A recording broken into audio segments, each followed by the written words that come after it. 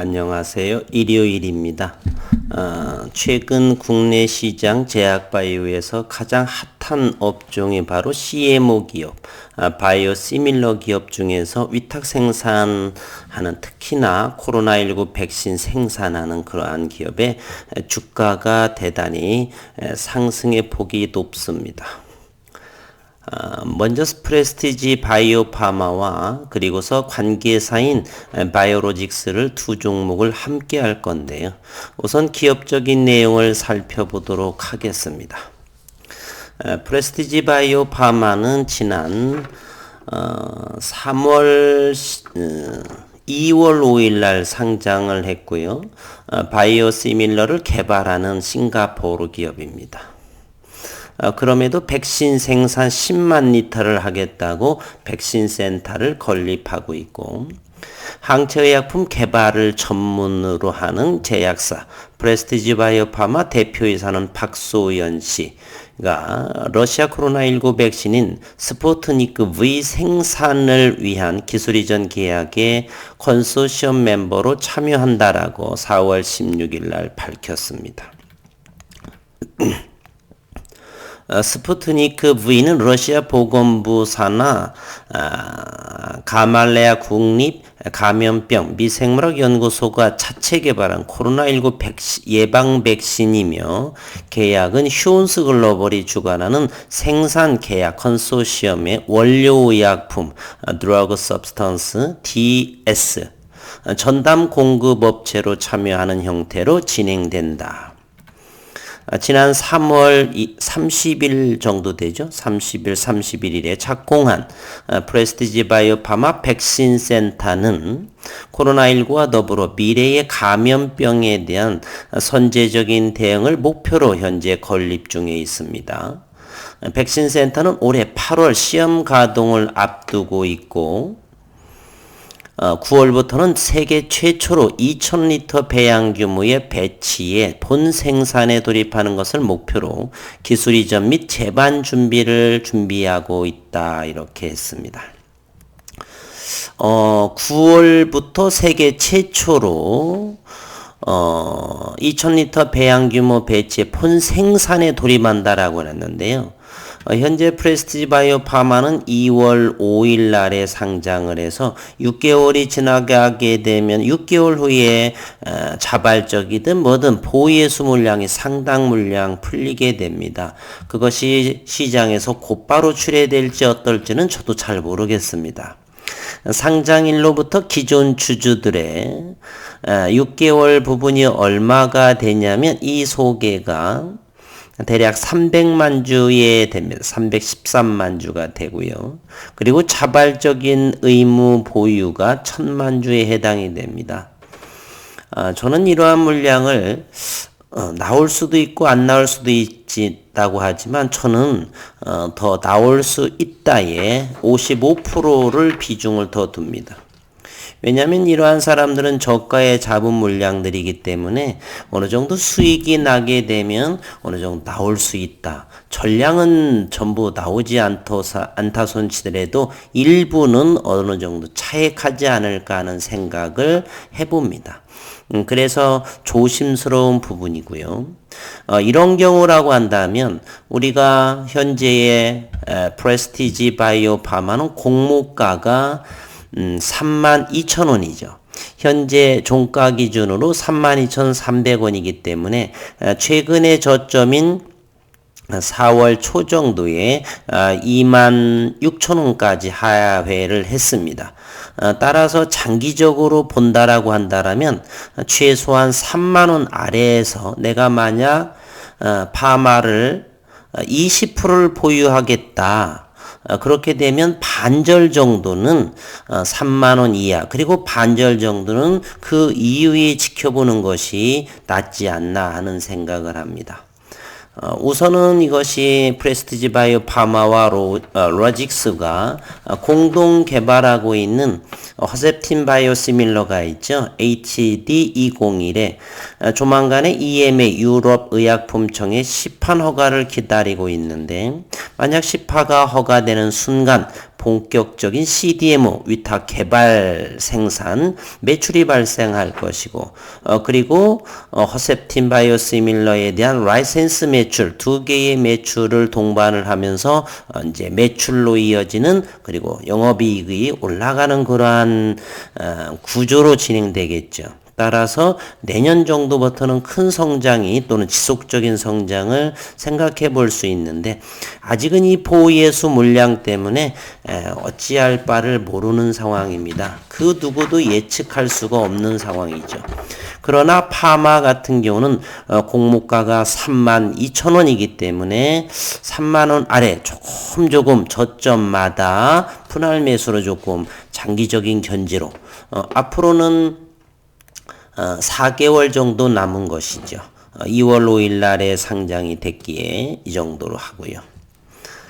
또 기술적인 기업적인 내용을 계속해서 한번 보게 되면 특히 관계사인 프레스티지 바이오로직스의 특허 기술은 알리타 스마트 바이오 팩토리 싱글 유즈 시스템을 활용해 단시간 내 백신 대량 생산이 가능할 것으로 예상하고 있다. 알리타 스마트 바이오 팩토리는 세계 최초로 디지털 인공지능에 기반한 공정 운영 시스템으로 공정의 실시 오차와 인적 오류를 최소화하고 생산 효율을 향상시킬 수 있는 미래공학적인 시스템이라고 회사 측은 설명을 했습니다. 박소연 프레스티지 바이오 파마 대표는 세계 최초로 코로나19 예방 백신으로 승인받은 스푸트니크 V의 백신 생산 그리고 개발 협력에 참여하게 되어 기쁜 동시에 막중한 사명감을 느낀다. 이번 백신 생산을 시작으로 해서 향후 출현할 감염병에 대처할 수 있는 백신을 직접 개발하는 것을 목표로 하고 있다라고 포부를 전했고요. 이어 세계인의 염원인 코로나19 대치를 위한 백신 생산에 관련 기술을 보유한 기업으로서 사회적인 책임을 다할 수 있어 기쁘게 생각한다. 초심을 잃지 말고 좋은 기업으로 성장해 주시기를 바라겠습니다. 어쨌든 파마는 6개월 이후에 기존 주주와 자발적인 의무 보유가 상당 물량이 있기 때문에 조심스러운 상황이 있다 이렇게 말씀드릴 수가 있겠네요.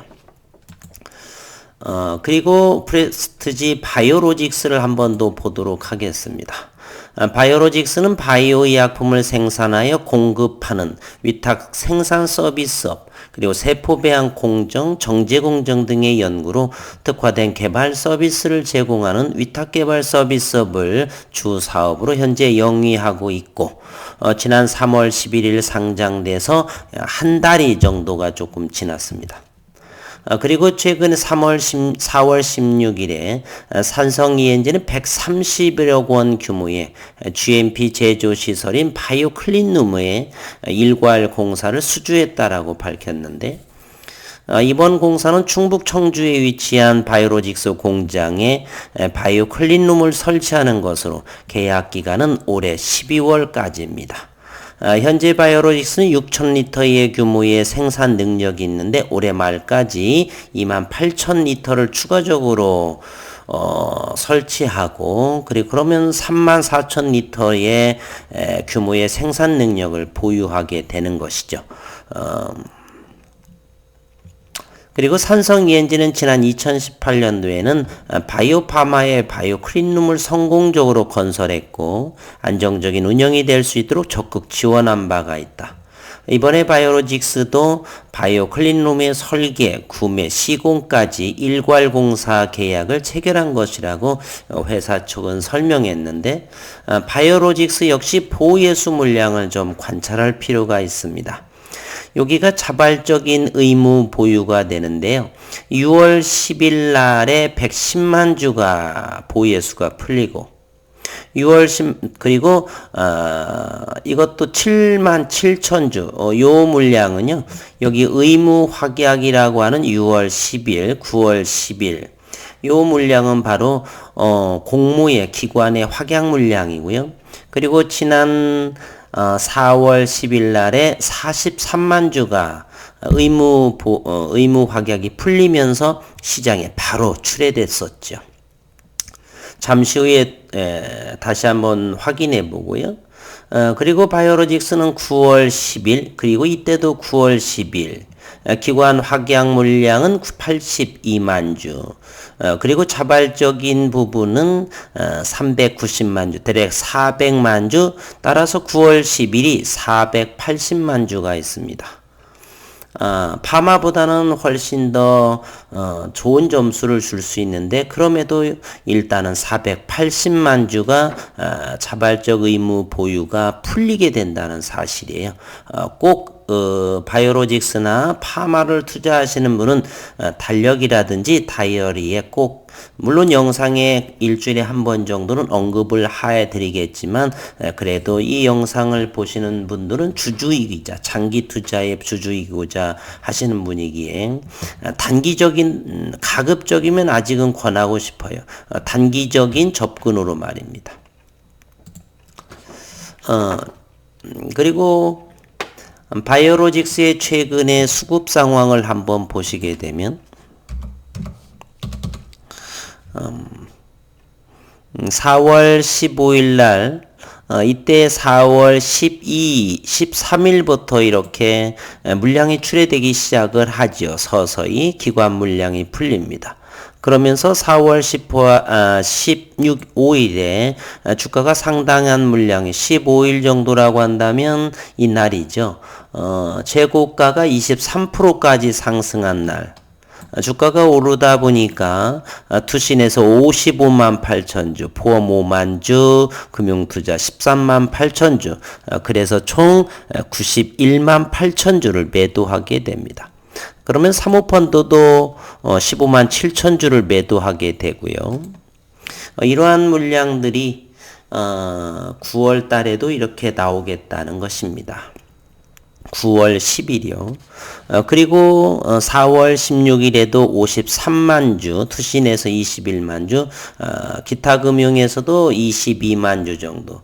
이렇게 어느 정도 신규 상장주는 6개월 이 정도면 주가가 어느 정도 오르게 되면 정신없이 주가를 팔게 됩니다.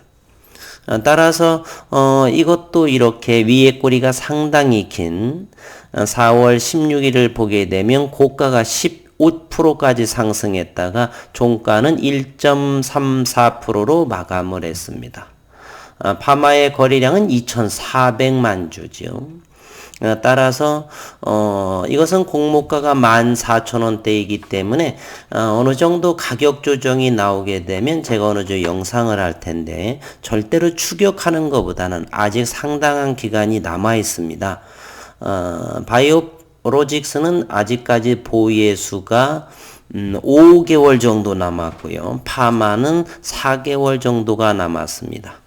물론 시험 생산을 8월 달에 하고 9월 정도 그리고 개인적으로 보게 되면 10월, 11월 이후 정도 보게 되면 안정적으로 어느 정도 나올 텐데 상황은 어떻게 진행될지를 모르겠습니다. 남미에서나 또는 그런 쪽에서 유럽 쪽에서 변이 바이러스가 또 활발하게 창궐하는 상황이기 때문에 이 코로나19가 언제 끝마칠지도 모르고 따라서 백신에 대한 수요는 어마어마하게 늘어날 것이라고 한다면 한 치 앞도 보유의 수가 있지만 한 치 앞도 예측할 수 없는 상황이라서 절반 정도는 추격하지 않고 고점 위치에 있는 저점에서 담아보고 혹시 그 이후에서는 정도는 단기를 보시던 일부 물량만 매매를 하시던 해서 가급적이면 보유의 수가 풀리는 그 이후 정도의 어느 정도 원하시는 본격적인 매수를 하시는 게 좋지 않나. 조금만 주가가 오르게 되면 이렇게 위에 꿀이 달리면서 전부 다 팔고 있으니 말입니다. 바이오 파마에 대해서는 바이오로직스는 그나마 안정적인데요. 주가의 상승도 이와 같이 보면 크죠. 그러나 바이오 파마는 여전히 바닥권에 머물러 있습니다. 상장 초 2월 중순 때만 해도 5만 원까지 했는데 최근에 26,000원 반토막 50%의 가격 조정. 따라서 최소한은 32,000원의 공모가가 진행이 됐기 때문에 가급적 3만 원 아래에서는 조금씩 분할해서 위에 정도는 팔 수도 있고 아니면 보유할 수 있고 선택의 다양성으로 이렇게 접근하시는 것이 좋지 않나 생각을 합니다. 파마도 역시 4월 16일 날에 18%까지 상승했다가 종가는 4% 정도요. 수급 상황을 한번 들여다보면 4월 13일 그리고 4월 16일은 외국인과 기관이 이렇게 팔았네요. 기관은 27,000주요. 외국인은 2,600주요. 파마에 대해서 외국인은 지분이 거의 없습니다. 바이오 파마, 예, 싱가포르 기업이기 때문에, 바이오로직스하고 제가 착각을 했습니다. 죄송합니다. 바이오로직스는 현재 외국인은 6,236주고요. 그리고 파마에 대해서는 싱가포르 기업이기 때문에 외국인이 63.76%를 보유하고 있다는 사실입니다. 이제 분봉을 통해서 그 위치를 한번 보게 되면 이것은 파마인데요. 이것을 좀 더 크게 확대해 보도록 하겠습니다.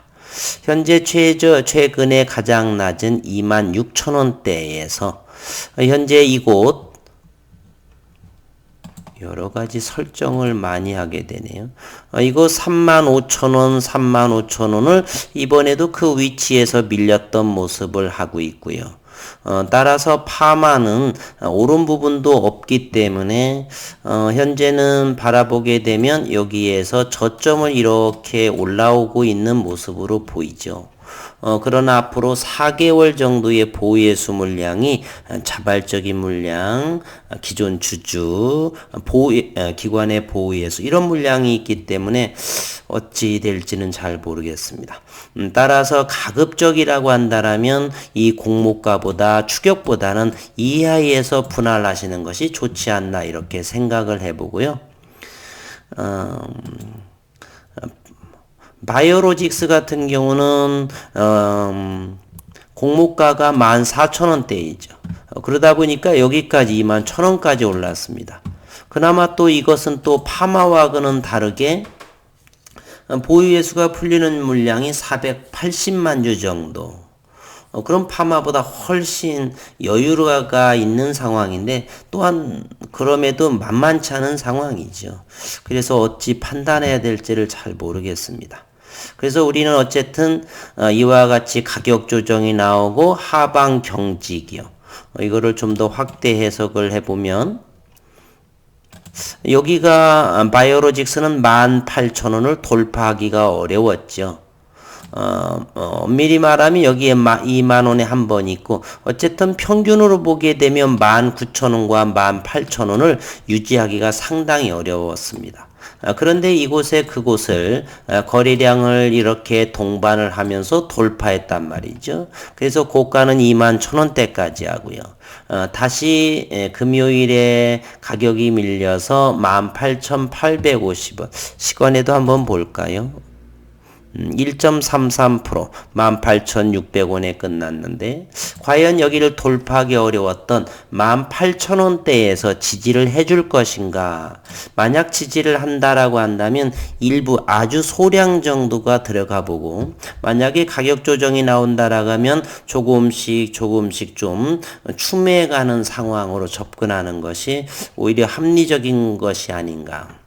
보유예수 물량이 아직 버젓이 살아있고 기간은 앞으로 5개월 남았으며 그럼에도 또 시장 상황은 CMO 기업이나 이런 부분이 상당히 좋고 날짜별로 보게 되면 9월 이후 정도가 어느 정도 원하고자 하는 물량의 절반 이상은 9월 이후 정도 투자하는 것이 옳지 않나. 물론 시장을 자주자주 일주일 매일매일 보아서 영상을 해보겠지만요.